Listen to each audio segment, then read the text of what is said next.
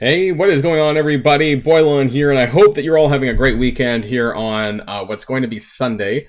I'm not recording this on Sunday, but you'll be seeing this on Sunday. So, I want to talk about the elephant in the room. And for me, and for a lot of other people, that is gold. So, I've been hearing and seeing a lot of problems and discussion around lack of gold.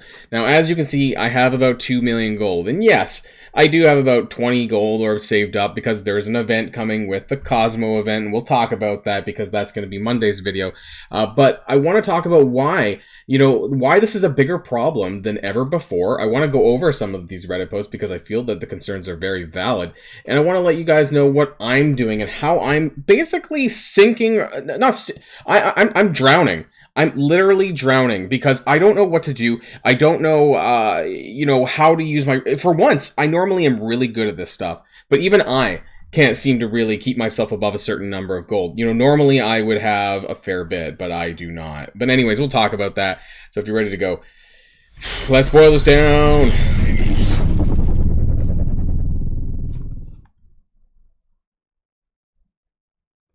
And I want to first address some of the... There were 3 posts that I saw particularly that really kicked in for me. So this one here, this first one, small whale slowly turning into free-to-play. And this is why. Let's see if I can zoom in a little bit more.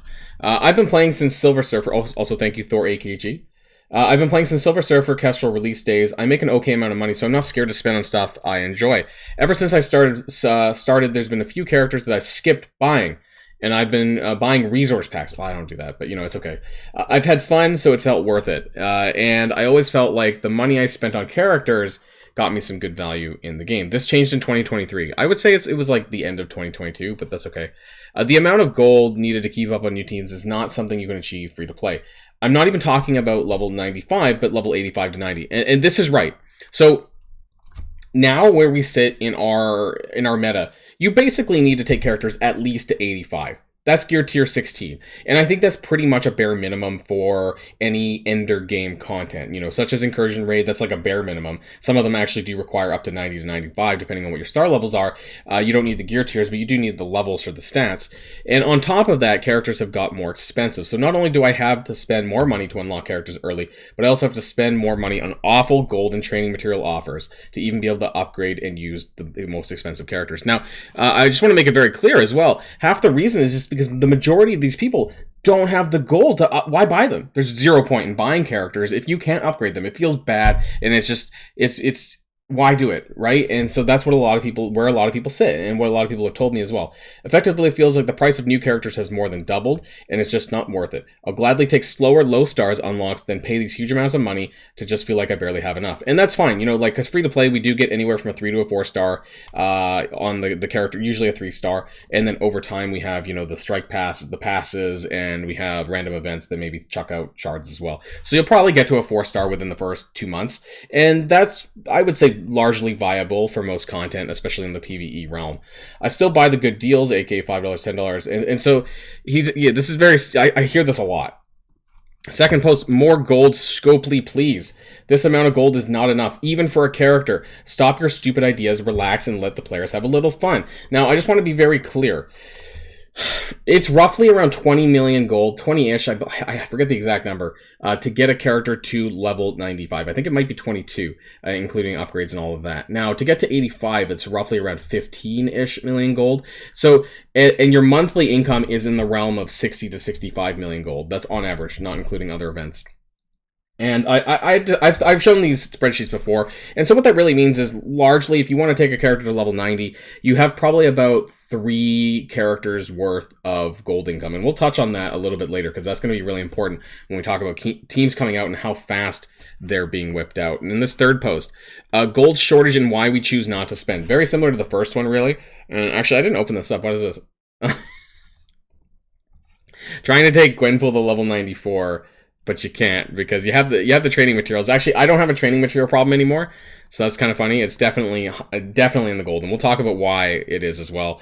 This is an example of why some players are spending to pull back from spending dollars on new characters. 12 million to go from 70 to 94.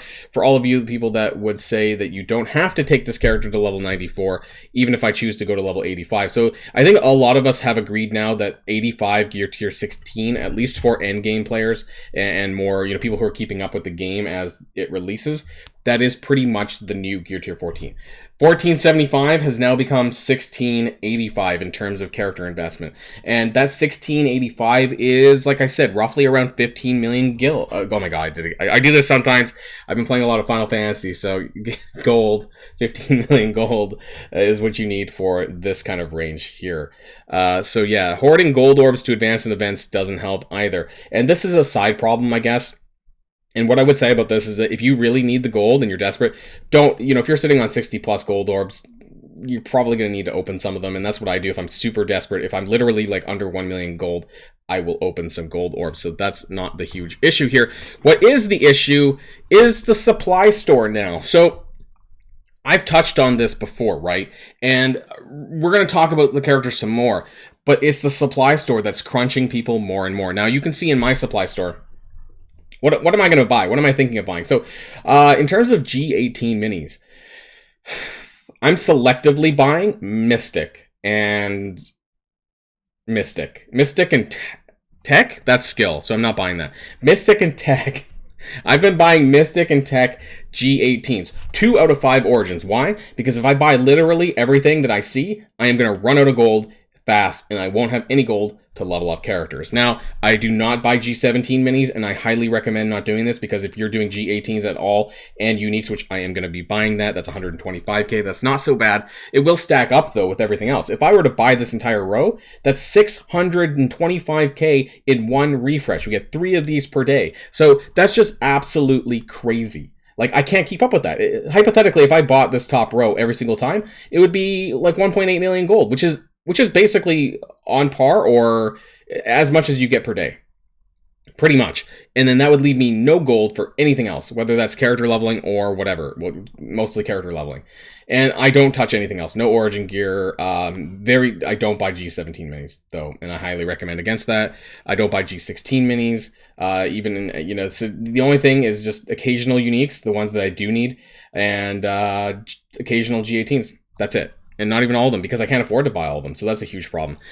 But the reason why the gold crunch is so bad is because we're getting characters hard and faster than ever before. And I want to bring up my character spreadsheet, because this really highlights this. And I brought this out before. I'm sure you guys have seen this anyways. So I want to kind of go down to where we're at right now, which is down here at the bottom, when it comes to how quickly characters are coming out. So basically, since I would say patch 7.0 especially, that we've been seeing characters once a week, every 7 days. Now, of course, that doesn't mean they're free to play available, but I would say that because of the backlog, that characters are in arrears a little bit in terms of the release free to play. That even free to play people are still seeing a new character every 10 days. I would say. So we're getting just characters hard and fast. 7 days. This was a bit of a 10-day break, but then 7 days, and then Gwenpool, and then Nova, and then Korg Cosmo, which is 6 days apart. Star-Lord, which might even be out by the time of the recording of this video. I believe he's to be released today on Sunday, so I believe, if I'm not mistaken, that's what the blog said. So the 4th of June, 2023, and that between these two are like 6 or 7 days, and so you get the point, right? Like, it's just crazy how fast they're whipping these characters out, and I just can't keep up. So who have I leveled out of any of this? Just to share with my, without going into my roster, yeah, I know I will go into my roster. So Nova's pretty much 95. He's going to be 95. And that's the one character that I've upgraded, because I talked about why this is probably going to be the only character on Nowhere that I'm upgrading. What else am I doing? I am getting Agent Venom to 95, because I feel that I need that for the damage, and I might take Winter Soldier to 90. I don't know if I'm going to continue with Captain Carter or not, and US Agent is definitely not being leveled up past 85, because he sucks outside of raids, so no. But in terms of these other characters, yeah, so okay, I geared up and leveled up quite a bit on my invaders, and I did this. How was I able to do this, though? Okay, so I did all of these characters, in fact, at least to 85 G16, and then I took Nick Fury to 95 G17. But how was I able to do that? Well, I skipped Firestar for the most part. I did 75 G14. I largely did the same with Moonstone. Didn't take her up very high. I did go in on Kang, and Absorbing Man was also fairly low. I did take him to about I did take him to G16, but that was about it. So it's really about identifying the characters that you're just not going to invest in as much. Now, the great thing is that I've been told that well, actually, no, I've been able to do it myself. So I've been using a G14 Firestar and a G14 Gwenpool, and that's been working for me in Cosmic Crucible. So the good thing about the new Warriors, at least, is that they have a high punch-up potential, especially against the intended target, which is the tangled eternal webs, or fuck, whatever it is there. And so that's good. That means I don't need to take them to G16, which is fine for me for what I'm doing just now. But it's really about identifying the characters that you maybe don't need that high, and that's a hard thing, because when it comes to Cosmic Crucible and Alliance War, you're typically fighting off, depending on who you're playing against, you know, people who do have them really high. And so you need to make that conscious decision about just skipping it. And that's exactly what I'm doing with Nowhere. Because if I want my Nowhere, and maybe the jury's out because the whole team's not out, but I don't want to invest, you know, 85 G16 into a team that I'm not sure exactly what value I'm going to get out of them yet. So at this point, I am just saving all of my gold, and I am waiting for the next team. Why? Because I think that the next patch is going to be a raid team of some degree. It could be a Mystic raid team.